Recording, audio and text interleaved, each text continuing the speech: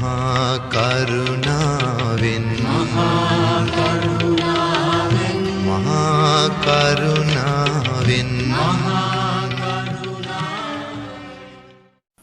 නමෝ තස්ස භගවතු අරහතු සබ්බ ධම්මේසු අප්පටිහත ඥානචාරස්ස දස බලධරස්ස චතු වේසාරජ්‍ය විසරදස්ස සබ්බ සත්තුත්තමස්ස ධම්මිස්සරස්ස ධම්ම රාජස්ස ධම්මස්සාමිස්ස තථාගතස්ස සබ්බඤුනෝ සම්මා සම්බුද්දස්ස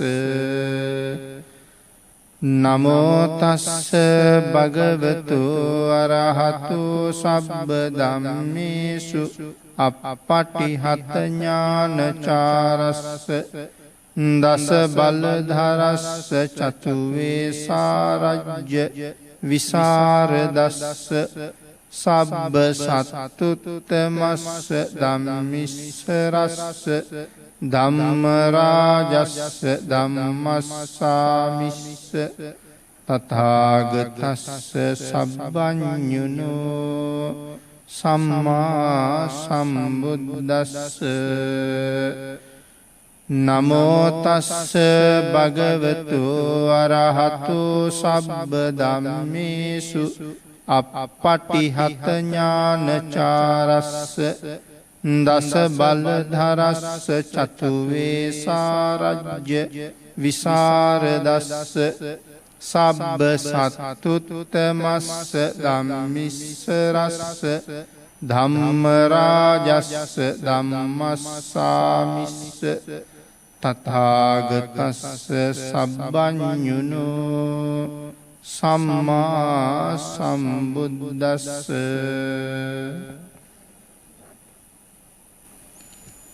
සද්ධර්ම ශ්‍රාවක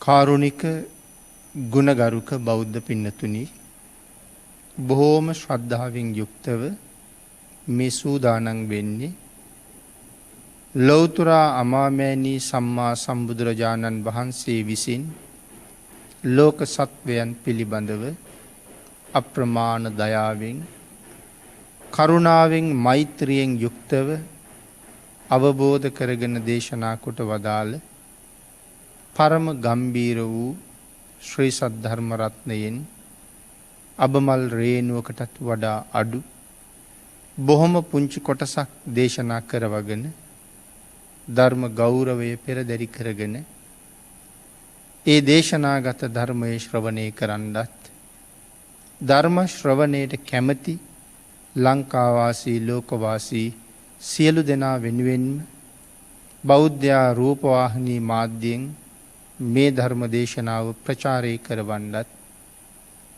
ඒ තුලින් අති උතුම් වූ ධර්ම දානමය පින්කම සිදු කරගන්නත් තමන්ගේ මෙලව පරලෝ සුවපත් කරගන්න මහත් කුසල් රැස් කරගන්නවා වගේම ධර්ම ශ්‍රවණය කරන සියලු දෙනාටමත් උතුම් කුසල් අත්පත් කරවන්නත් සත්පුරුෂයන් හැටියට කටයුතු කරනවා.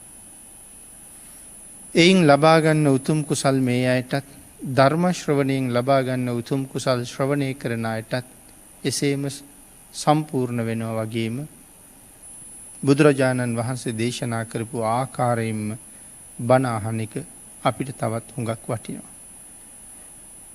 භාග්‍යතුන් වහන්සේ දේශනා කළේ උතුම් ප්‍රාර්ථනාවක් මුදුන්පත් කර ගැනීම වෙනුවෙන් ධර්ම ශ්‍රවණය කරන්න කියලා.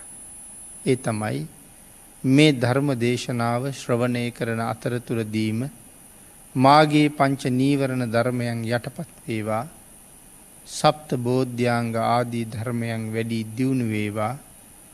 මේ දේශනාව අතරතුරදීම මට උතුම් මාර්ගයක් ඵලයක් අවබෝධ වේවා කියන ප්‍රාර්ථනාව. පින්නතුනි, අද ධර්ම දේශනාව මරණ සතිය සම්බන්ධයෙන්මයි. මේ දේශනා මාලාව පුරාවටම මරණ සතිය සම්බන්ධයෙන්ුයි කරුණු සාකච්ඡා කරන්නට යෙදුනේ. මරණානුස්සති භාවනාව ගැන කතා කරන දේශනා මාලාවේ 29වෙනි දේශනාවයි මේ සිදු කරන්න සූදානම් වෙන්නේ. 28වෙනි දේශනාව අවසානයේ අපි සඳහන් කළා මේ ජීවිතය තුළ අපි මොනවා කළත් අපි අන්තිමට දවසක මරණයට පත් වෙනවා. ඒ මරණයට පත් වෙන දවසේ අපිට මේ ලෝකේ මොනතරම් දේවල් හරිහම්බ කරගෙන තිබුණත් ඒකක්වත් වටින්නේ නැති බව. ඒ සියල්ලක්ම මෙහෙ දාලා අපිට යන්න සිද්ධ වෙනවා. එදාට වටින්නේ අපි රැකගත්ත සීලය, රැස් කරගත්ත කුසලය අපිට බොහොම වටිනවා. රංග්‍රදී මුතුමැණික් වලටවත් දරුමුණුබුරන්ට ස්වාමි භාර්යාවන්ටවත් අපට කිසිම පිහිටක් වෙන්න බැරි මේ වෙලාවේ තවමත් අපිට අනුකම්පාවෙන් පිහිට වෙන්න පුළුවන් කෙනෙක් ලෝක ධාතුවේ වැඩ හිටියා නම් ඒ ලෞතුරා බුදුරජාණන් වහන්සේ. එහෙමනම් බුදුරජාණන් වහන්සේ ඒ නිසාමත් රතනයක් වෙන බව අපි කරුණු ටිකක් කලින් දේශනාවේ සාකච්ඡා කරලා තියෙනවා. අද එතන ඉඳලා අපි දේශනාව පටන් ගත්තොත් Taman කොහොමද හිත පිහිටවගෙන ඉන්නේ? මරණ වෙලාවේ අපි අපේ හිත කොහොමද පිහිටවගෙන ඉන්නේ? කොහොමද සිල් රැකලා තියෙන්නේ? මෙතන හිත පිහිටවගෙන ඉන්නේ කියලා කියහම මෙතෙක් ජීවිතේ මේ පංචකාමයේ තුළ ඇලුම් කරපු දේවල් සියල්ලම අත්හරින්න පුළුවන්කම තියෙන්න ඕනේ. නමුත් ඒක ලේසි කටයුත්තක් නෙමෙයි. ඉඩකඩ, දේපොළ, දූදරු, මුණුබුරු මිනිබිරියෝ මේ අය අත්හරිනවා කියන එක බොහෝ දෙනාට ඊටාම අමාරු වැඩ. දූදරුවන්ටත් වැඩිය සමහර වෙලාවට දැන් මුණුබුරු මිනිබිරියන්ට බැඳිලා. සමහර අය ඉඩකඩම් වලට, සමහර අය ගෙදර තියෙන නොඑක් උපකරණ වලට බැඳිලා ගෙවන ජීවිතය අපිට පේනවා. මැරෙන්න තව හිත හදාගෙන නැහැ. මම විසින් දුක් විඳලා හරි හම්බ කරගත්ත දේවල්ම සංසාරේ මම දුකට ඇදලා දානවා නම් ඒ දේවල් හම්බ කරපු එකේ තේරුමක් නැහැ. නමුත් හරි හම්බ කරන එක භාග්‍යතුන් වහන්සේ කොතනවත් තහනම් කරන්නේ නැහැ. හැබැයි යනකොට අත්හැරලා යන්න මනාව ප්‍රගුණ කරන්නත් ඕනේ. එකතු කරනවා වගේම අත්හරින්න පුරුදු කරන්නත් ඕනේ. එහෙම නැති වුණොත් හරි අවාසනාවන්තයි. ඔය ගැන හරි ලස්සනට පැහැදිලි කරපු ජාතක කතාවක් ගැන කරුණු සඳහන් කළොත් හිත පිහිටවගෙන ඉන්නේ කොහොමද කියන කාරණාව ජාතක පාළියේ සඳහන් වෙනවා. අස්සක කියලා ජාතක කතාවක්. අස්සක රජුරුවන්ගේ බිසව රැස් විහිදෙන ශරීරයක් තියෙන කෙනෙක්. මේ තරම් ලස්සනට රූපය තිබුණ රජ්ජුරුවන්ට පුදුමාකාර විදිහට සෙනෙහස දැක්වුවා. රජ්ජුරුවොත් බිරිඳත් ඊටාම සතුටින් ජීවිතය ගත කළා. නමුත් හදිසියේ ඇතිවෙච්ච අසනීපයක් නිසා උපරි දේවිය මරණයට පත් වුණා. තමන්ගේ බිසව අකාලේ මැරුණා. රජ්ජුරුවන්ට දරා ගන්න බැරුව ගියා. ඒ හින්දා දේහය වලලන්න දුන්නේ නැහැ. විශේෂ මංජුසාවක් හදලා විශේෂයෙන් පැසවගත්ත තෙල් සහ ඒ තෙල් වල මණ්ඩි මේ හදාගත්ත මංජුසාවට දාලා දේවියගේ දේහය ඒකට බස්සලා තියලා තිබ්බක් කුණු වෙන්න නරක වෙන්න නොදී. නමුත් දුක පාලනය කරන්න බැරි රජුරෝ මේ වෙනකොට දවස් 7ක් නොකා නොබී අඬනවා. අපේ බුදුරජාණන් වහන්සේ ඒ කාලේ බෝධිසත්ව ධර්ම සම්පූර්ණ කරනවා. හිමාලේ වැඩ ඉඳලා රජුරෝ ගැන දැනගෙන රජුරුවන්ගේ උයනට ඇවිල්ලා ගල්තලාවක් මත රම් පිළිමයක් වගේ වැඩ හිටියා. මෙතනින් යන පුරුෂයෙක් මේ අති ශ්‍රේෂ්ඨ රූපයක් දරන ගල්තලාව මත වැඩ ඉන්න මේ තාපසතුමා දැකලා එතෙන්ට ඇවිල්ලා වැන්දා. රටේ රජ්ජුරුව ගැන තොරතුරු ඇහුවා. ඔහු සඳහන් කළා දේවියගේ මරණයෙන් පීඩාවට පත්වෙච්ච රජ්ජුරුව මේ දවස්වල නොකා නොබී අඬනවා කියලා. ඒ ළවේ සඳහන් කළා රජ්ජුරුව එක්ක එන්න පුළුවන් නම් මට රජ්ජුරුවන්ගේ ශෝකය නැති කරන්න පුළුවන්. මේ පුරුෂයා කිව්වා එක්ක එන්නම් කියලා. උපරි දේවිය මැරිලා ඉපදුනේ කොතනද කියලා කියන්නම් කිව්වා.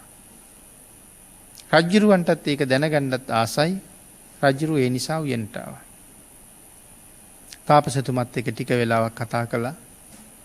තාපසතුමා සඳහන් කළා මහරජ ඔය තරම්ම සෙනෙහස දක්වපු උපරි දේවිය මැරිලා ගිහිල්ලා ඉපදිච්ච තැන දන්නවද කියලා. නෑ කිව්වා. ගොම ගොඩක ගොම කුරුමිනියෙක් වෙලා. රජුරු කිව්වා ඒක නම් කීයටවත් පිළිගන්න බෑ. රජමාලිගාවේ මෙච්චර සැප විඳපු කෙනා මේ තරම් රැස් විහිදෙන රූපයකුත් තිබුණ කෙනා ගොම ගොඩක කුරුමිනියෙක් ඉපදුනා කියලා කියහම් පිළිගනීද? බෑ කිව්වා. මම ගෙන්නන්නද කියලා ඇහුවා. ආ කිව්වා. ගොම ගොඩ ගෙන්නෙව්වා. අදිෂ්ඨාන කළා ගොම ගොඩ ඇතුලේ ඉඳලා ගොම ගුලියකුත් තල්ලු කරගෙන එළියට ආවා. දෙන්නෙක් සඳහන් කළා මේ ඉන්නේ උපරි දේවිය. රජුරු කිව්වා බෑ පිළිගන්න. කතා කරවන්නද කියලා ඇහුවා. හා කිව්වා. කතා කිරුවා කුරුමිනි දේනුවට. කතා කරලා තොරතුරු ඇහුවාම සඳහන් කළා මම මේ ආත්මෙ ලබන්න කලින් අස්සක රජුරුවන්ගේ අග්‍රමහීෂිකාව. මං එදා රජ්ජුරුවොත් එක මේ උයනේ අස්සක් මුල්ලක් නෑර ඇවිදලා තියෙනවා. මේ උයන පුරාම රජ්ජුරුවොත් එක්ක ආදරයෙන් ප්‍රේමයෙන් වෙලිලා මම ප්‍රීති වෙලා සතුටු වෙලා කටයුතු කරලා තියෙනවා. නමුත් අද මැරිලා ගිහිල්ලා ඉපදිලා ඉන්න තැන. මේ තොරතුරු අහනවා තාපසතුමා රජ්ජුරුව කාරණා ටික අහගෙන ඉන්නවා. අන්තිමට තාපසතුමා අහනවා තාමත් අස්සක රජ්ජුරුවන්ට ඒ තරම්ම ප්‍රියයිද කියලා. ඒ කාලේ නම් අස්සක රජ්ජුරුවන්ට ඒ තරම්ම ප්‍රියයි. හැබැයි දැන් ප්‍රිය නෑ. මොකද මං දැන් ආයේ විවාහ වෙලා ඉන්නේ. දැන් මට ස්වාමියෙක් ඉන්නවා. මේ ඉන්න අනික කුරුමිනියා තමයි මගේ ස්වාමියා. දැන් මම ප්‍රිය කරන්නේ මගේ ස්වාමියාට. අස්සක රජ්ජුරුවන්ට නෙමෙයි. දැන් මම මොහුට කොච්චර ප්‍රියයිද අස්සක රජ්ජුරුවන්ගේ ලේ වලින් මගේ කුරුමිනි ස්වාමියාගේ පාද හොදන්න මං කැමතියි කියලා සඳහන් කළා. රජ්ජුරුවන්ට එතනින්ම මෙතෙක් තිබිච්ච ශෝකය ඔක්කොම ඉවර වුණා. රජ්ජුරුව පිරිසට අණ කළා වහාම මේ දේහය ආදාහනය කරන්න කියලා. නමුත් රජ්ජුරුවන්ට සසර නම් තේරුනේ නෑ. මේ සිද්ධිය හරියට දැනුණා නම් රජ්ජුරුව සංසාරයට කලකිරින්න එපයි. මැරුණ කෙනා මාලිගාවෙන් අයින් කළා රජ්ජුරුව තව බිසවක් අරගත්තා. කලකිරුණා නම් තව කෙනෙක් ගන්නෙ නෑ. අත්හැරියේ නෑ එහෙම. නමුත් අර උපරි දේවිය ඇයි මෙහෙම ඉපදුනේ? තමන්ගේ ලස්සන රූපය තමන්ම උපාදාන කරගෙන හිටියා. මගේ ලස්සන උපාදාන කරගත්ත. මැරුණෙත් ඒ උපාදානයත් එක්ක. උපදින්න වෙච්ච තැන. එතකොට අපිත් මේ ජීවිතේ සැප විඳින්න කියලා මේ හරි හම්බ කරගත්ත දේවල් අත්හැර ගන්න බැරුව උපාදාන කරගෙන මැරිලා කොහේ යන්න හිතාගෙනද? ඒකයි සඳහන් කළේ මැරෙන වෙලාවේ කොහොමද තමන්ගේ හිත පිහිටගෙන ඉන්නේ? හරි හම්බ කරගත්ත දෙයක් උඩද? සතර අපායකද? සුගතියකද? මේ හිත මනාව පිහිටන්න කටයුතු කරගන්න ඕනේ. ආන් ඒ නිසා බණ අහන එකත් හරි වටිනවා. මේ කරුණ දැනගන්න, මේ දේවල් වලින් අත් මිදෙන්න.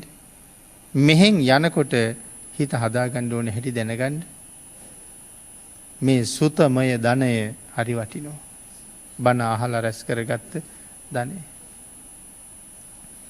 කොහොමද සිල් රැකලා තියෙන්නේ? මේ අවසාන වෙලාවේ හිතෙන දේවල්. මම සිල් රැකලද? මම පන්සිල් අරන්ද? මං කොච්චර කල් පන්සිල් ආරක්ෂා කළාද? මං කොච්චර කල් අටසිල් ආරක්ෂා කළාද? 24 පැයක් සිල් රැකපු දවස් කීයක් තියෙනවද? මේ ආදි වශයෙන් ආවර්ජනය කරන්න පුළුවන් වෙන්න ඕනේ අර මරණ මංචකෙදි ගෑරිලා. අනේ බැරි වුණානි කියලා හිතනවට වඩා පුළුවන් ප්‍රමාණයක් උපරිමයෙන් කරගත්තනි කියලා හිතනකොට තමයි පුදුම සතුටක් ඇති වෙන්නේ. කලින් දේශනාවෙත් මතක් කළා ඒ වැඩි ගිනි දැල් පේන වෙලාවෙ කරන්න බෑ. දැනුත් අහලා තියෙනවා, නිරයක් තියෙනවා. ඒක මෙහෙමයි කියලා. බැරි වෙලාවත් අර යහන මත නැගිට ගන්න බැරුව වැතිරිලා ඉන්න වෙලාවට ගිනි දැල් දැක්කොත් මොකද කරන්නේ? ආයෙසරයක් නැගිටලා පින් කරන්නේද? ඒ අවාසනාවන්ත තැනට යනවද? එහෙම නැත්නම් මේ පුළුවන් කාලේ මේ ටික කරගන්නවද? හැමදාම කරන්න බෑ. අපි හිතාගෙන ඉන්නේ එව්ව පස්සේ කර හැකි දැනට මොනව හරි හම්බ කරගන්න ඕනේ කියලා. හෙට මීට වඩා හොඳ වෙන්නේ නැහැ. හෙට මීට වඩා ලෙඩ වෙනවා.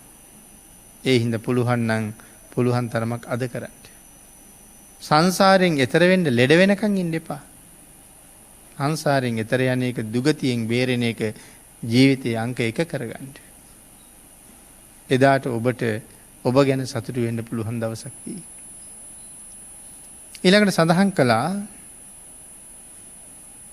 මෙන්න මේ වෙලාවට නීවරණයන් විස්කම්බණය වෙනවා කියලා. ඇයි දැන් මේ වෙලාවට කාටවත් නීවරණ උපදින්නේ නැහැ කියලා අපි කලින් සාකච්ඡා කළා. මේ වෙලාවෙ හිතෙන්නේ නැහැ නේ හැපිනවන්න කන පිනවන්න දී පිනවන්න. පිනවපු වගේ ආදීනව මතක් වෙලා කඳුළු තමයි මේ වෙලාවට එන්නේ. නීවරණ නම් එන්නේ නීවරණෙ නැහැ. පංච ඉන්ද්‍රියන් පිනවන්න හිතෙන්නේ නැහැ මේ වෙලාවට. මේ වෙලාවට මේ එළඹිලා තියෙන தത്വයට මූණ දෙන්නයි තියෙන්නේ. යහපත් විදිහට ජීවත් වෙලා නම් හරි සතුටින්ම මූණ දෙන්න තිබුණා. අන්න ඒ නීවරණ විස්කම්බණය වෙන නිසා ධානාංග විදිහට මේ අවස්ථාවේ සඳහන් කරනවා උපචාර ධානයක් ලැබෙනවා කියලා.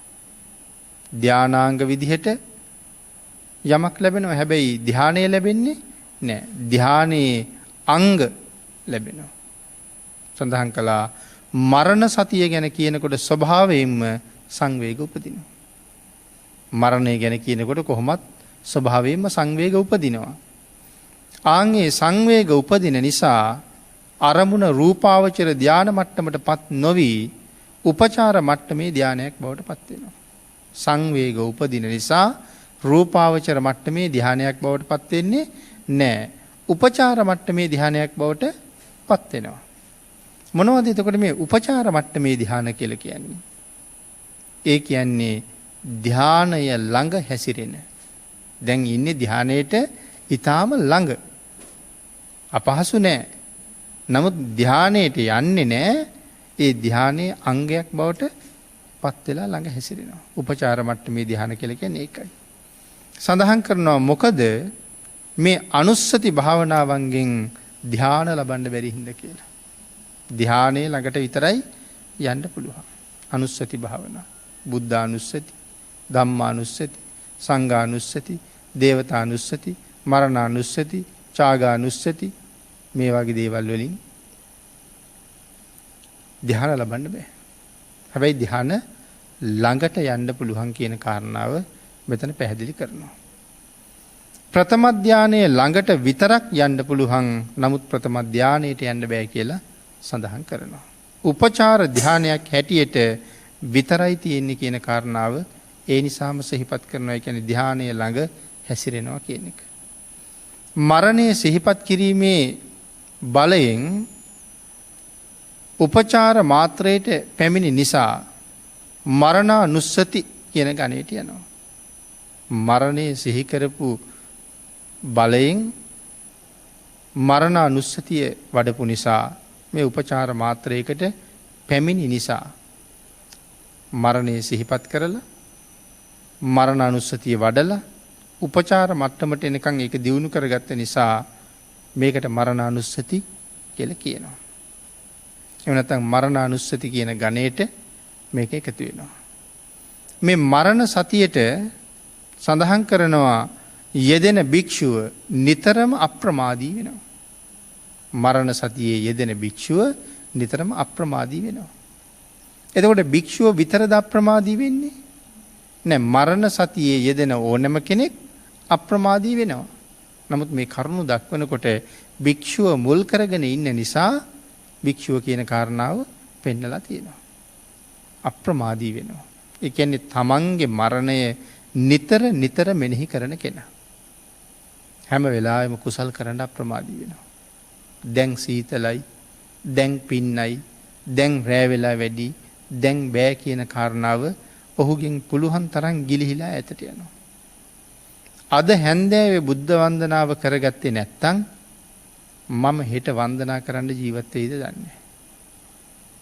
ඊයේ කරපු වන්දනාව ජීවිතේ කරපු අන්තිම වන්දනාව නොවෙන්න ඕනේ. මම අද දැන් බුදුන් වැඳ ගන්න ඕනේ කියන යහුසුළු තැනට එනවා. අද මගේ සිල් ආපහු ආවර්ජනය කරන්න ඕනේ. අද දවසේ මම තිරිසන් සතෙකුටවත් දන් වේලක් දී ගන්න ඕනේ. මගේ තිසරණ සහිත පන්සිල් අද පිරිසිදු කරගන්න ඕනේ. මේ කාරණාවල් වලට යෙදිලා හැම වෙලාවෙම අප්‍රමාදී වෙනවා කියන කාරණාවයි මෙතන සඳහන් කළේ. සියලුම භවයන්ගේ නොයැලෙන සංඥාව ලබනවා. මේ අප්‍රමාදී බවත් එක්ක කිසිම භවයක ඇලෙන්නේ නැති පුද්ගලයෙක් බවට පත් වෙන්න අවශ්‍ය කරුණු කාරණා සකස් කරගන්න වීර්ය වඩනවා. ජීවත් වීමේ තණ්හාව අත්හරිනවා. මේ ලෝකේ තව මොහොතක් හරි ඉන්න ඕන කියලා තියෙනවා නම් තණ්හාවක්. අපි හැමෝටම ජීවිතය පිළිබඳව තියෙන පුදුම තණ්හාවක් නේ. තව තප්පරයක් ජීවත් වෙන්න පුළුවන් නම් අපි හරි කැමතියි. ජීවිත තණ්හාව කොච්චරද කියලා දැනෙන්නේ ජීවිතේ විනාශ වෙන්න ආපු දවසට. දැනට ඒක එච්චර තේරෙන්නේ නැහැ. නමුත් හදිස්සියේ කරදරයකට මුහුණ පෑවුවොත්, සර්පෙක් ළඟ හදිස්සියේ දැක්කොත්, සිංහෙක් කොටියෙක් ළඟට ඇවිල්ලා දැක්කොත්, හදිසියේම ආරංචි වුණොත් මේ ළඟ විශාල ජල ගැල්මක් එනවා, තව ටිකෙන් අපිත් යට වෙනවා කියලා. අන්න ඒ වෙලාවට තමයි ජීවිත තණ්හාවේ තරම තේරෙන්නේ. ඒ නිසා මෙතන සඳහන් කළා ජීවත් වීමේ තණ්හාව නවතිනවා කියලා. නැති කරගන්නවා. කවුද? මරණ සතිය හොඳට වඩපු කෙනා. දුවලා බේරෙන්න බැරි වුණත් අපි දුවනවා බේරෙන්න කියලා හිතාගෙන. බේරෙන්න බෑ දුවලා. මරණය එනවා. එහෙම නැත්නම් ගින්නක් නම් ගින්න, ජලය නම් ජලය එනවා. නමුත් අපි දුවනවා. නමුත් මරණ සතිය වඩලා මේක හොඳට ප්‍රගුණ කරලා ජීවිතයට මූණ දෙන්න බය නැති කෙනා ඒ මරණය කොයි විදිහට ආවත් පිළිගන්න ලෑස්ති. මොකද ඒක වේදනාකාරී දෙයක් වුණත් මට මේ මොහොතේ මැරෙනකන් විතරයි ඒ වේදනාව තියෙන්නේ. මැරුණ ගමන් ඊටම සුගතියක උපදින බව තමන් හොඳටම දන්නවා. නමුත් අනිත් පුජ්‍යලයා මේ මොහොතේ මැරුණ ගමන් මං උපදින්නේ අපායේද කියන සැකය, තිරිසන් ලෝකෙද කියන සැකය තියෙන නිසා බීතියෙන් මරණයටපත් වෙලා සමහරලාට නිරේම උපදිනවා. නමුත් මරණ සතිය තියෙන කෙනා හරි අප්‍රමාදී. ඒ නිසා එයා බය නැහැ. ඒ නිසා මරණ අනුස්සතිය වඩන එක හරි වටිනවා. ඕනෑම වෙලාවක මරණයට මුහුණ දෙන්න ලෑස්ති වෙන්න ඕනේ. පින්නතුනේ එහෙම සඳහන් කළෙත් දැන් හුඟක් වෙලාවට මරණ සතිය වඩන්න කියලා කීවට අපි අවුරුදු 15 20 ජීවත් වෙන්න සැලසුම් හදනවා. මේ සඳහන් කරන්නේ එහෙම සැලසුම් හදන්න එපා කියලා නෙමෙයි. ලෑස්ති වෙනවා. තව අවුරුදු 15ක් ඉන්නවා. මෙහෙම කරනවා කියලා ලෑස්ති වෙනවා. නමුත් ඒ සැලසුම් එහාට හදනකොට මෙහෙන් ඕනෑම වෙලාවක ඔය අතර මැරෙන්න වුණොත් ඒ මරණය පිළිගන්න සැලසුම් ටිකත් හදලා තියෙන්න ඕනේ. කොතන මැරුණත් කමක් නැහැ. නමුත් 15කින් කෙරෙන්න තියෙන දෙයක් තියෙනවා නම් හිතනවා 15ට මෙහා මැරෙනවා නම් මම ඒකටත් ලෑස්ති. හැම වෙලාවෙම සූදානම්. ජීවත් වෙනවා කියලා කියන්නේ හරියටම බැලුවොත් මරණයට ලෑස්ති වෙනවා කියන එක. දුකක් නැතුව මැරෙන්න සූදානම් වෙනවා. ජීවත් වෙනවා කියලා කියන්නේ. එතකොට මෙතන සඳහන් කළා විශේෂයෙන්ම ජීවත් වෙන්න ලැබෙයිද කියන කාරණාව මට තව කොච්චර කාලයක් ජීවත් වෙන්න ලැබෙයිද කියන කාරණාව අපි නිතරම බලන්න ඕනේ. අපි හිතුවට මෙච්චර කල් ඉඳී කියලා ඉඳීද දන්නේ නැහැ. නිතරම සූදානමින් ඉන්න ඕනේ. ඊළඟට මේ මරණ සතිය ඇති කෙනා ළඟ ජීවිත තණ්හාව නැහැ කියලා සඳහන් කළා. ජීවිතය පිළිබඳ තණ්හාවක් ඒ පුජ්‍යලයා ළඟ නැහැ. පාපයට ගරහනවා, පාපයට අල්ප මාත්‍රයක්වත් ඔහු ළඟ කැමැත්තක් නම් නැහැ. මරණ සතිය තියෙන කෙනා හැම වෙලාවෙම පාපයට ගරහනවා. පාපය පිළිබඳව කිසි ඇල්මක්, කිසි කැමැත්තක් දක්වන්නේ නැහැ. අනුන් තුල පාපසිතුවිලි ඇති වෙනවට කැමතිත් නැහැ. තමන් තුල පාපසිතුවිලි නැහැ. තව කෙනෙක් පව් කරගන්නවට කීයටවත් කැමතිත් නැහැ. දේශයෙන් තොරව පවට ගරහන්නේ සසර ඇති භයානක බව දැනගෙන. හැබැයි පවට ගරහනවා කියලා කීවට දැන් කෙනෙකුට ගරහන්න ගියහම යමකට ගරහන්න ගියහම හිත යට තියෙනවා සියුම් දේශේ. නමුත් මෙයා ගරහන්නේ ඒ තරහව හිතේ තියාගෙන නෙමෙයි. තව කෙනෙක් සුගතිගාමී කරගන්න බලාපොරොත්තු වෙමයි ඒ ගැරහීම කරන්නේ. තමන් පින් රැස් කරනවා නිරන්තරයෙන්ම අනුන් තුල පින් රැස් කරවන්න කටයුතු කරනවා. තමන් අකුසලයෙන් ඈත් වෙනවා, අනික් අයත් අකුසලයෙන් ඈත් කරවීම සඳහාම වීරිය වඩනවා. මසුරු මලේ නැති පුද්ගලයෙක් බවට පත් වෙනවා. ඒ වගේම හැම වෙලාවෙම පින් රැස් කරන පුද්ගලයෙක් බවටත් පත් වෙනවා. මසුරු මල නැති කරනවා, කුසල් රැස් කරනවා. අනිත්‍ය සංඥාව ඊටාම හොඳින් පුරුදු පුහුණු කරපු කෙනෙක් බවට පත් වෙනවා. මේ අනිත්‍ය ගැන මනා අවබෝධයක් තියෙනවා. මේ මරණ සතිය පුරාම ඔය අනිත්‍ය පිළිබඳව කරුණු සාකච්ඡා කළා. තනපතක් අග පිනිබිඳක් තියෙනවා නම් ඒකාන්තයෙන්ම වැටෙන බව දන්නවා. ඉපදුනා නම් යම් කෙනෙක් අනිවාර්යෙන් මැරෙන බව දන්නවා. තනපත් අග තියෙන පිනිබිඳු හිරු රැසින් වේලිලා යන බව දන්නවා. ඉපදුනොත් යම් කෙනෙක් ඒ පුජ්‍යලයා මරණයෙන් කෙරවල වෙන බව, ආයුෂයාගේ කෙරවලක් තියෙන බව මනාව දන්නවා. ආන් එහෙම දැනගෙන ජීවත් වෙන පුජ්‍යලයා පවට නම් යොමු වෙන්නේ නැහැ කියන කරුණයි මේ තරම් විශේෂයෙන් සිහිපත් කරන්නේ.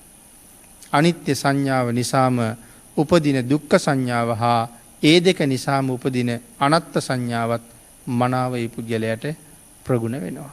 යම්සේ මරණ සතිය යමෙක් වඩන ලදනම් ඒ පුජ්‍යලයා සිංහයන්, ව්‍යාග්‍රයන්, වලසුන්, සර්පයන් මේ ආදී කෙනෙක් එළඹුණාම කොහොමවත් බයක් එයාට ඇති වෙන්නේ නැහැ. කොහේ යනකොට මේ කියන භයානක සත්තුන්ට මුණ පාන්න සිද්ධ වෙනවා.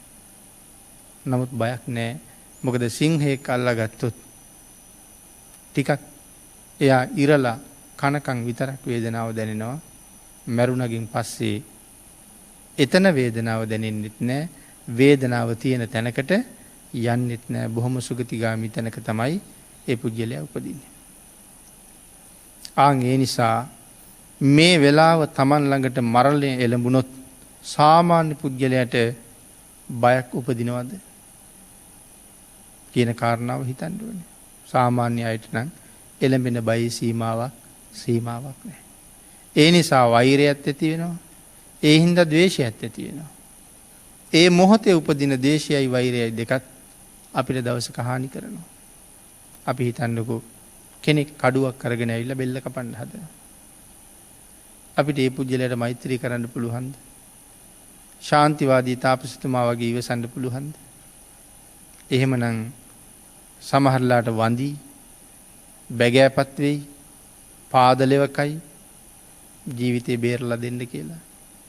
එහෙමත් නොකර කකුල ළඟ පාත් වෙනකොට පයින් ගහ මරන්නම නම් ලෑස්ති වෙන්නේ. බේරෙන්නම ක්‍රමයක් නැත්තම් අපටත් සමහර වෙලාවට හිතෙන්නේ නයික් පොළඟෙක් වෙලා හරි කනවා කියන හැඟීම. ආන් ඒ සිතුවිල්ල අපිට හරියට සංසාරේ අනුතුරුදායක වෙනවා. මොකද අර අපි සමහර කතාවක සාකච්ඡා කරනවා, ධර්මයේ පැහැදිලි කරනවා. අර එක කාන්තාවක් මැරුවා සිටු කුමාරවරු 4 දෙනෙක් එකතු වෙලා. ඒ අන්තිමට තීරණය කළා මට බේරෙන්න ක්‍රමයක් නැහැ. යක්ෂණියක් වෙලා මම මරනවා කියලා තමයි හිතුවේ. ඒ වෛර හිත මොනතරම් විපාක දුන්නද අන්තිමට ඒ මරාපු 4 දෙනා එක්කෙනෙක් අනාගාමී වුණා පස්සේ කාලේ. එක්කෙනෙක් මහරහතන් වහන්සේ කෙනෙක් බවට පත් වුණා පස්සේ කාලේ. එක්කෙනෙක් සෝවාන් වුණා පස්සේ කාලේ. අනිත් එක්කෙනා සරියුත් මහරහතන් වහන්සේට දානයක් දීලා නමුත් අන්තිමට දිව්‍ය ලෝකෙ ඉපදුණා. කවුද මේ? පුක්කුසාති මහරජුරුයි දාරුචීරිය මහරහතන් වහන්සේ සුපබුද්ධ කුට්ටි උපාසකතුමයි තම්බදාටික චෝර ඝාතකයෙක්. මේ 4 දෙනාම මැරෙන්නේ එළදෙනක් යනලා. ඒ එළදෙන වෙන කවුරුවත් නෙමේ යක්ෂණියක්. ඒ යක්ෂණිය තමයි එදා වෛර කරපු කාන්තාව. වෙච්ච අපරාධයගේ වෛරය නිසා මහ රහතන් වහන්සේ නමක් ඝාතනය කරලා ඇය අවීචී. නමුත් රහතන් වහන්සේ සංසාරයෙන් යන්නම ගිහිල්ලා. අනාගාමීන් වහන්සේ නමක් ඝාතනය කළා. උන්වහන්සේ මෙහෙන් අපවත් වෙනකොටම බඹලෝ උපදිනවා. සෝවාන් වහන්සේ තව්තිසාවිය ඉපදුනා. ඒ අය දෙව් සැප බඹ සැප විඳිනකොට වෛරයෙන් පිරිච්ච අය අදත් අවීචී දුක් විඳිනවා. එතකොට එහෙමනම් මරණය ළඟ හිත හදාගන්න බැරි අපි අසරණ වෙනවා. අපි ගෙවල් වල ජීවත් වෙනකොටත් ඕන තරම් හොරු හතුරු පැනලා ඇනලා කපලා කොටලා විනාශ කරනවා. ඒ මොහොතේ තියෙන වේදනාව මිස මම ආයේ දුක්ඛිත තැනකට යන්නේ නැහැ නේ කියලා හිත හදාගන්න.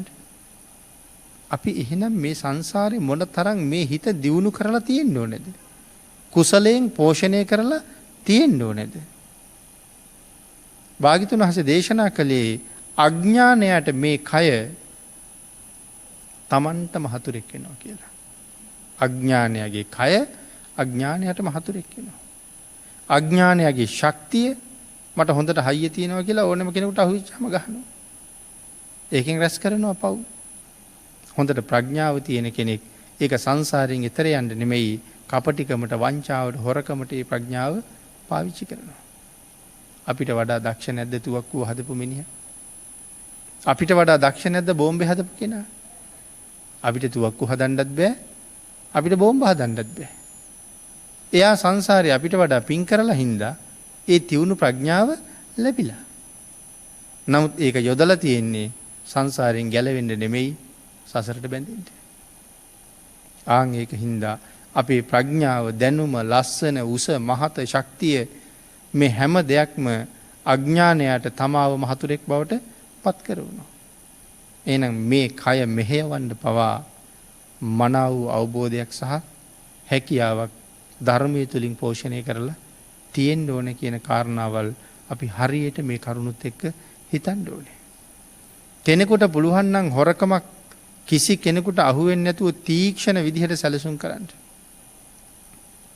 එයා ඒකෙන් ආඩම්බර වෙනවා ඔය සැලස්ම හැදුවේ මම කියලා.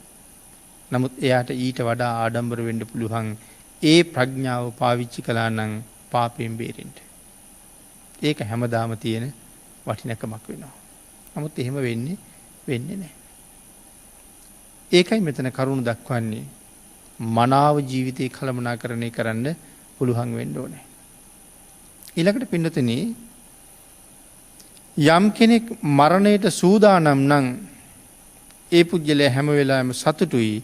යම් කෙනෙක් සූදානම් නැති නිසා ඔහු අතිශයින්ම තැති ගන්නවා වැළපෙනවා.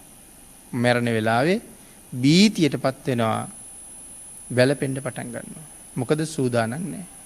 සිහිය පවත්වන්න ඒ පුජ්‍යලයාට බැරුව යනවා ඒ වෙලාවට. නමුත් මරණ සතිය වඩපු කෙනා තමන් හොඳටම දැනගෙන හිටිය මරණය තමන් ළඟට ආවා කියලා බයක් ඔහුට දැනෙන්නේ නැහැ. මොකද ජීවිතයේ සෑහෙන කාලයක් මේ මරණය ගැන හිතලා දැනගෙන ප්‍රගුණ කරලා ඉන්නේ මරණ බව හොඳටම දැනගෙන හිටියා. ඒ හින්දා බයක් එන්නේ නැහැ. ඊළඟට සඳහන් කළා ඒ පුජ්‍යලයාට කලබල බවකුත් නැහැ. මොකද ඒ සඳහා හැම වෙලාවෙම ලෑස්ති වෙලා හිටියේ. මොකේද ලෑස්ති වෙලා හිටියේ? මැරෙන්න ලෑස්ති වෙලා හිටියේ. සඳහන් කරනවා යම් කෙනෙක් පැමිණෙන තුරු බලන් හිටියා වගේ තමන් මුණගැහෙන්න කෙනෙක් එනවා කියලා තියෙනවා.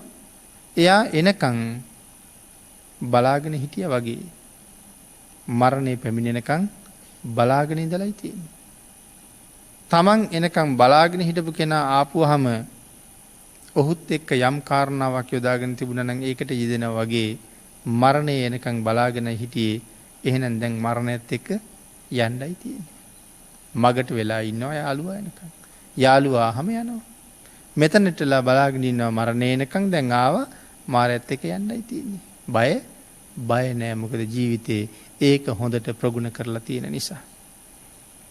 අන්න ඒ වගේම සඳහන් කරනවා ඒ නිසා මේ ජීවිතයේදීම රහත් වෙන්න මේ මරණ සතිය ප්‍රධාන කාරණාවක් බවට පත් වෙනවා කියලා. එහෙනම් මරණ සතිය අරහත්ත්වයට දක්වාම ගෙනියන්න පුළුවන් ශ්‍රේෂ්ඨ භාවනාවක්. ඒ නිසා ඒක හේතු වෙනවා කියලා සඳහන් කරනවා. සචේ දිත්තේව ධම්මං අමතං නාරාදේති. ඉඳින් මේ ජීවිතයේදීම අරහත්ත්වය ලබන්න නැත්තම් කය බිඳීමෙන් පසු සුගතියක් කරා යන පුද්ගලයෙක් බවට පත් වෙනවා. කවුද? මරණ සතිය දියුණු කරලා තිබුණ කෙනා. එම නිසා නුවණ තියෙන පුද්ගලයා ඒකාන්තයෙන්ම මේ මරණයෙහි යෙදෙනවා. මරණ සතියෙහි යෙදෙනවා ප්‍රඥාව තියෙන කෙනා. ඒ නිසාම මරණ සතිය හැම කල්හිම මහානුභාව සම්පන්නයි. පින්නතුනි මෙන්න මේ තමයි මරණ සති භාවනාව පිළිබඳව විස්තර කතාව. අපි දේශනා 29කින් මේ පිළිබඳව මෙතෙක් සාකච්ඡා කළා. මේ දේශනා 29ම එක දිගට අධ්‍යයනය කරගන්න පුළුවන් වුණොත්, ශ්‍රවණය කරන්න පුළුවන් වුණොත් මරණ සතිය පිළිබඳව කරුණු කාරණා විශාල ප්‍රමාණයක් අනාවරණය කරලා තියෙනවා. ඒ මත මේ භාවනාව සම්පූර්ණ කරගන්න අවශ්‍ය කරුණු කාරණා බොහෝමයක් සඳහන් කරලා තියෙනවා. ඊළඟට තියෙන්නේ මෙතෙක් සාකච්ඡා කරපු කාරණා ටික නැවත කෙටියෙන් ආවර්ජනය කරලා කොහොමද මරණ සතිය වඩන්නේ කියන කාරණාව සාකච්ඡා කරන්න. අපට ධර්ම දේශනාව නිමා වීම සඳහා තව ටික වෙලාවක් තියෙනවා. ඒ වෙලාව තුල මෙතෙක් කලින් කතා කරපු කාරණා 8 මරණ සතිය වඩන ආකාර 8ක් තියෙනවා කියලා සඳහන් කළානේ. අපි ඒක ඊටාම කෙටියෙන් ආවර්ජනය කරගමු. පළමුවෙනි පියවර තමයි වදකයෙක් එළඹිලා ඉන්නවා වගේ ජීවිතය ගැන හැම වෙලාවෙම හිතන්න ඕනේ මගේ ළඟ වදකයෙක් ඉන්නවා කියලා. අපි කලින් දේශනාවේ කතා කළා ඒ වදකයා යන්න තැන පස්සෙන් ඇවිල්ලා ඉන්නේ. කොයි වෙලාවෙ කොටයිද දන්නේ. හිතන්නකෝ. දැන් මේ වෙලාවේ මගේ ළඟ වදකයෙක් ඉන්නවා නම් ඇත්තටම මට පව් කරන්න හිතෙනවද? මෙයා කඩුව අමෝරගෙන ළඟ හිටගෙන ඉන්නවා මම පව් කරනවා. එහෙම කවදාවත් කවදාවත්ම හිතෙන්නේ නැහැ. එහෙනම් ඇත්තටම වදකයා කඩුව අරගෙන පිටිපස්සේ ඉන්නවා පේන්නේ නැති වුණාට ඒ වගේම තමයි මරණය ඕනෑම වෙලාවක එන්න පුළුවන්. එහෙනම් පව් කර ඉඳලා හරියනවද? නෑ. පවෙන් වැළකීලා පිම්මයි කරන්න ඕනේ. වදක පච්චුපට්ඨානෙ මරණය මෙනෙහි කරන්න කඩුව අරන් නිතරම වදකයා පස්සේ ඉන්නවා. කොයි වෙලාවෙ බෙල්ලට පාත් වෙයිද දන්නේ නැහැ. ඔක මෙනෙහි කරන්න කිව්වා. මේක ගැන විස්තර මේ දේශනාවේ අපි ඉතා දීර්ඝව සාකච්ඡා කරලා තියෙනවා. දෙවැනි පියවර අපට තියෙන දේවල් නැති වෙන ස්වභාවය කල්පනා කරන්න ඕනේ. මරණ සතියේ දෙවැනි පියවර. අපේ ඇඟ වෙනස් වෙන හැටි. අපි තියෙන දේවල් නැති වෙන හැටිනේ කල්පනා කරන්න කිව්වේ. එහෙනම් මගේ තියෙන මේ රූපයත් වෙනස් වෙනවා. මගේ මේ ඇඟේ තියෙන පෙනුම ඒ සියල්ලම වෙනස් වෙනවා. එහෙනම් මට අහිමිවීමක් තමයි එතන තියෙන්නේ. ඊළඟට ඉපදීම අනුව මරණය යෙදිලා තියෙනවා. ජරාව මුළු ඇඟ පුරාම පැතිරිලා තියෙනවා. නමුත් තරුණ කාලේ අපිට ඒක තේරෙන්නේ නැහැ. නමුත් තරුණ කාලේ කියලා නැහැ. ජරාව මුළු ඇඟ පුරාම පැතිරිලායි තියෙන්නේ. අන්න ඒක නිසා වෙනස් වීම වේගෙන් සිද්ධ වෙනවා. අපිට තේරෙන්නේ නැහැ. ඇස් ක්‍රමයෙන් නොපෙනී යනවා. කන් දෙක ක්‍රමයෙන් නැහී යනවා. කටේ තියෙන දත් ටික හැලිලා යනවා. වචර ප්‍රකාශ කරන හැටි වෙනස් වෙනවා. හඬ වෙනස් වෙනවා. සමහර වචන කාලයක් යනකොට තේරෙන්නෙත් නැතුව යනවා. මේ වාගේ ශරීරයේ ක්‍රමක්‍රමයෙන් වෙනස් වෙවි යනවා. කළු කෙස් සුදු වෙනවා. කළු රැවුල සුදු වෙනවා. ඇඟ එල්ලා වැටෙන්න පටන් ගන්නවා. නහර වැල් ඉලිප් වෙන්න ගන්නවා. ඇටකොටු මතු වෙන්න ගන්නවා.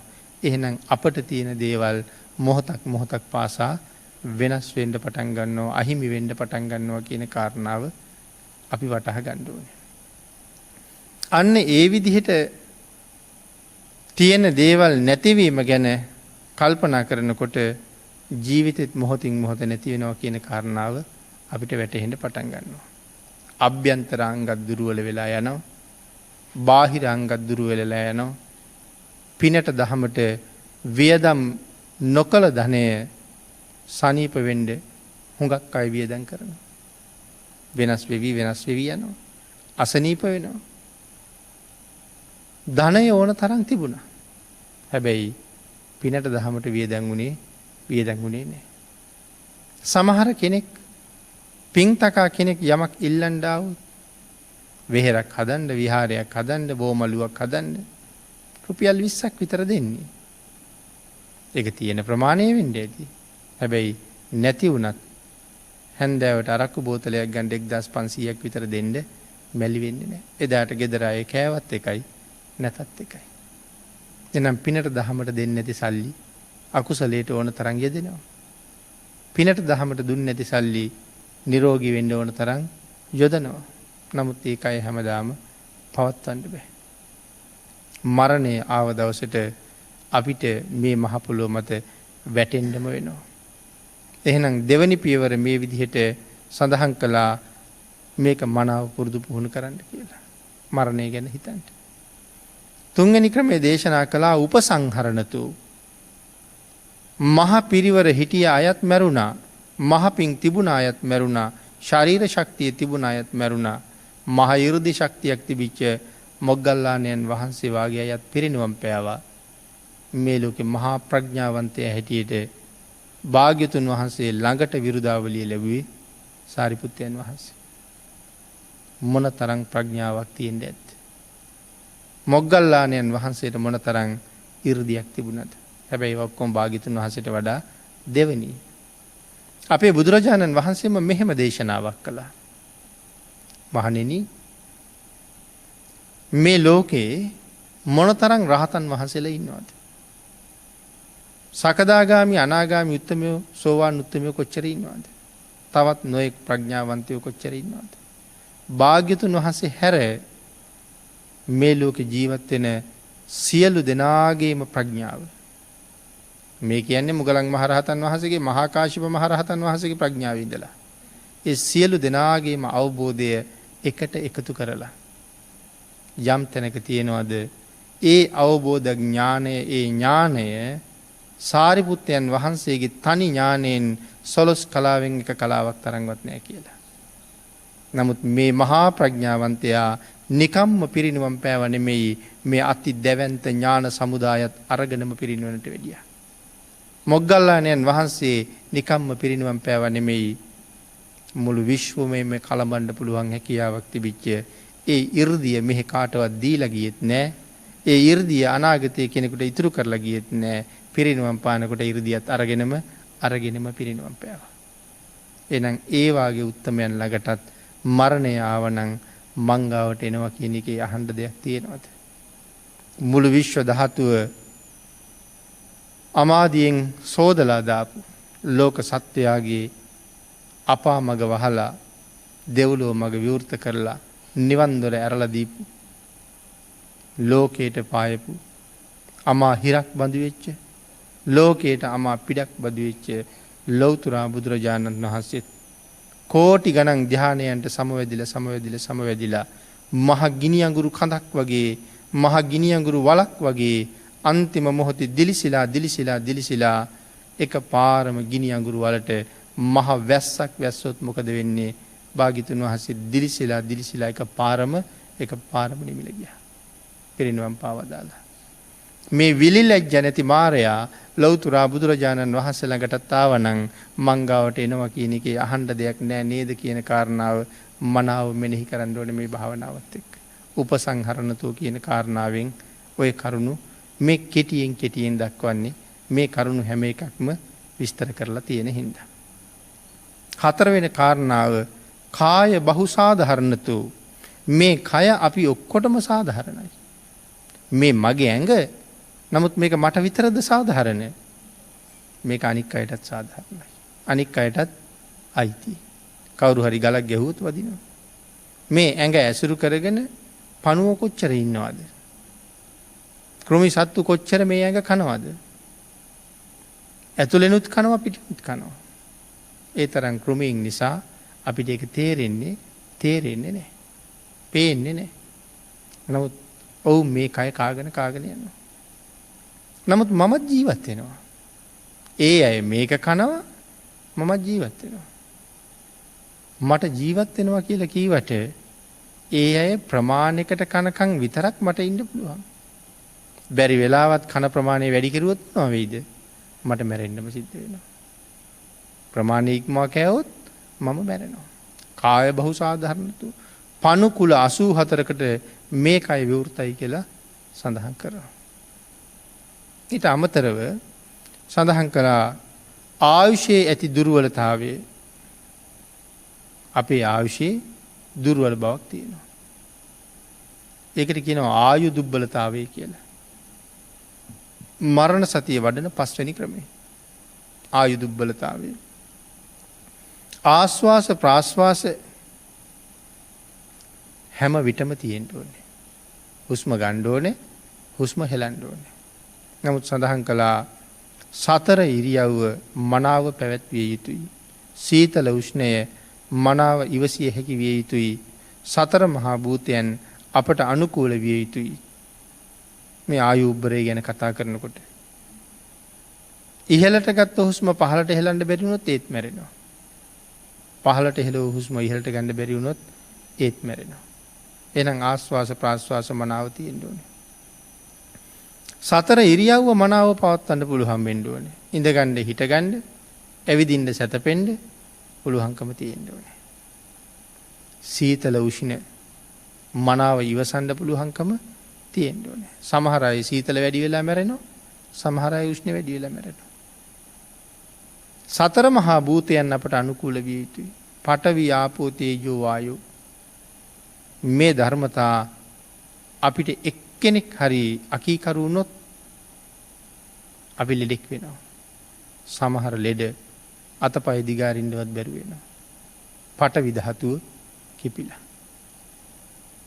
මේ තද බව ඇති වෙලා දරදඬු වෙලා අතපය දිග අරගන්න බැරි තත්ත්වයටපත් වෙලා. නමුත් මේ සතර මහා භූතික ධර්ම නොකිපෙන තාක්කල් අපි මෙහෙම ඉන්නවා. එක්කෙනෙක් හරි කිපුණොත් මේ ජීවිතේ මීට වඩා හුඟක් වෙනස් වෙනවා. ඊළඟට පින්නතුනි තම ආයුෂයේ ඇති දුබලතාවය මනාව මෙනෙහි කරන්න ඕනේ. ඊටාම දුර්වල ආයුෂයක් තමයි මම මේ අරගෙන ඉන්නේ. ඒ දුර්වල ආයුෂය කොයි වෙලාවෙ නැති වෙයිද දන්නේ නැහැ. කියන කාරණාව මෙනෙහි කරන්න ඕනේ. එහෙනම් ඒ දුර්වල ආයුෂය ඔබටත් තියෙන එක මටත් තියෙන එක. දුර්වලයි කියන්නේ ඕනෑම තැනක විනාශ වෙන්න පුළුවන්. ඒ හින්දා ජීවත් වෙන්න ඕනේ හැම වෙලාවෙම මරණයට සූදානම් වෙලා. පින්නතුනි ධර්ම දේශනාවට තියෙන කාලය නිමා වෙලා තියෙනවා. මරණ සතිය පිළිබඳව මේ කාරණා 8 අපි කෙටියෙන් සිහිපත් කර හිටියේ. තවත් කාරණා 3ක් අපිට සිහිපත් කරන්න ඉතුරු වෙනවා. දේශනා 30කින් මරණානුස්සතිය පිළිබඳව සාකච්ඡාව ඉවර කරන්න පුළුවන් වෙනවා. තව දේශනාවකට කරුණු සාකච්ඡා කරන්න ඉතුරු වෙන නිසා. කාල වේලාව ඉවර නිසා අපි ධර්ම දේශනාව නිමා කරමු. මරණ සතිය නිමිති කරගෙන සිදු කළ 29 වෙනි ධර්ම දේශනාව සඳහා දායකත්වයේ ලබා දුන් දායක පින්වත් පිරිස කොළඹ කින්ස්පි පාරේ පියසීලි මෙන්ඩිස් මහත්මිය සහ රාජගිරියේ මල්ලිකා වෙල්ගම මහත්මිය විසින් උතුම් අරමුණු කීපයක් සිහිපත් කරනවා. පියසීලි මෙන්ඩිස් මහත්මියගේ ස්වාමි පුරුෂයා වන මියගිය විශේෂඥ වෛද්‍ය එම්.වී. මෙන්ඩිස් මහත්මාට සහ මියගිය දෙපාර්ශ්වයේම ඥාතීන්ට පින් අනුමෝදන් කිරීම. මල්ලිකා වෙල්ගම මහත්මියගේ ස්වාමි පුරුෂයා වන මීට මාස 3කට ප්‍රථමයෙන් මියගිය නීල් ගැලහර් මහතාට පින් අනුමෝදන් කිරීම. මේ පින්නතුන්ගේ උතුම් අරමුණ හැටියට සිහිපත් කරනවා. ධර්මදේශනාවේ දායකත්වයේ දරමින් මියගිය ස්වාමි පුරුෂවරුන්ට ඥාතීන්ට පින් අනුමෝදන් කරමින් මේ මහ පින්කම සිදු කළ මේ පින්නතුන් සියලු දෙනාටමත් තුනුරුවන්ගේ අනන්ත ආශිර්වාදයෙන් නිදුක් බව නිරෝගී බව චිරජීවනයේ සඳහා මේ කුසල ශක්තිය හේතු වේවා. පින් අනුමෝදන් කළ සියලු දෙනාටමත් පින්කම සිදු කළ මේ පින්නතුන්ටත් සද්ධර්ම ශ්‍රවණය කළ ලොකු කුඩා සියලු දෙනාටමත් ඊ타ම ඉක්මන් භවයක ඊ타මත්ම කෙටි කාලයකින් සැප සහිත ප්‍රතිපදාවකින් උතුම් චතුරාර්ය සත්‍ය ධර්ම අවබෝධය ලබා ගැනීම සඳහා මේ කුසල ධර්මයන් හේතු වාසනා වේවා කියලා ප්‍රාර්ථනා කරමු. ආකාශට්ඨා ච බුම්මට්ඨා දේවා නාග මහිද්దికා පුඤ්ඤන්තං අනුමෝදිත්වා චිරං රක්ඛන්තු ලෝක සාසනං දේවෝ වස්සතු කාලේන සස්ය සම්පatti හෝතු ච පීතෝ භවතු ලෝකෝ ච රාජා භවතු ධම්මිකෝ.